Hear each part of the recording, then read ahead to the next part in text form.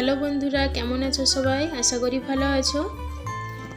আজ আমি বানাবো খুব সিম্পলভাবে মুরগির মাংস। এখানে নিয়েছি 1 কেজি পরিমাণ মাংস, আমি ধুয়ে নিয়েছি। এবারে দিয়ে দিলাম 2 চামচ মতো লবণ, দিয়ে দেবো হলুদ গুঁড়ো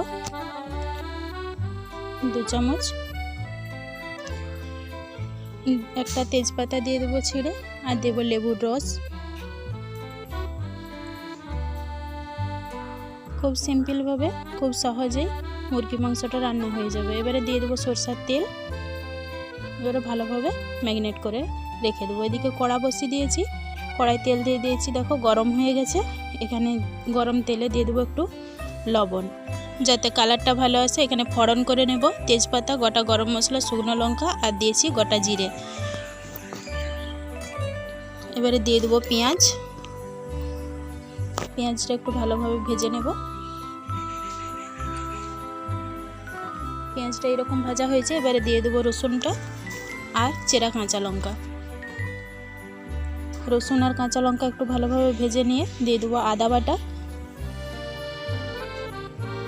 এবারে মশলাগুলো ভালোভাবে ভেজে নেব।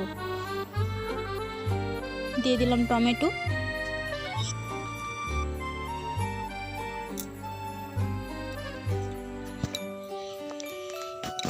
টমেটোটা যাতে তাড়াতাড়ি গলে যায় তার জন্য একটু দিয়ে দিলাম লবণ। এবারে আমি এখানে একটা গুঁড়া মশলার পেস্ট করে নেব। দিলাম 2 চামচ পরিমাণ হলুদ গুঁড়ো, আর দিয়ে দিলাম লঙ্কার গুঁড়ো 2 চামচ। এবারে এটা জল দিয়ে আমি একটা গুলিয়ে মশলা করে নিয়েছি, দেখো এটা দিয়ে দিলাম কড়াই। এবারে মশলাটা ভালোভাবে নেব, আর একটু জল দেব, দিয়ে ভালোভাবে কষিয়ে নেব। মশলা থেকে তেল ছেড়ে গেছে খুব সুন্দরভাবে।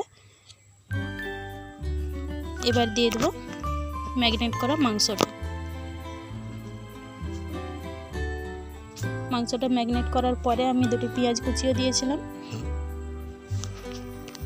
এবারে ভালোভাবে কষিয়ে নেব, জল ছাড়া পর্যন্ত ভালোভাবে কষাতে হবে। ঢাকা দিয়ে দিয়ে আমি কষিয়ে নেব।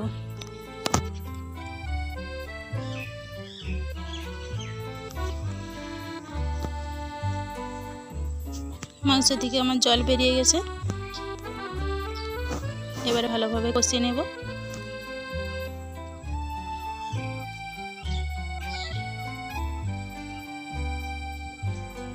মাংসটা আমার কষানো হয়ে গেছে।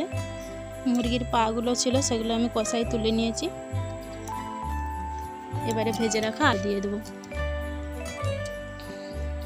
আলুগুলো দিয়ে আর একটু ভালোভাবে কষিয়ে নেব। কষিয়ে নিয়ে এবারে জল দিয়ে দেব। এখানে একটু গরম জল দিলে ভালো হতো, আমি ঠান্ডা জলই দিচ্ছি।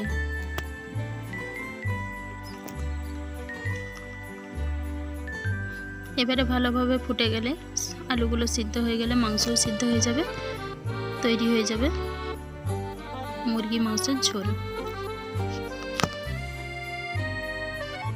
দেখো ধনা পাতাগুলো কেটে নেব, ধুয়ে নিয়েছি ভালো করে।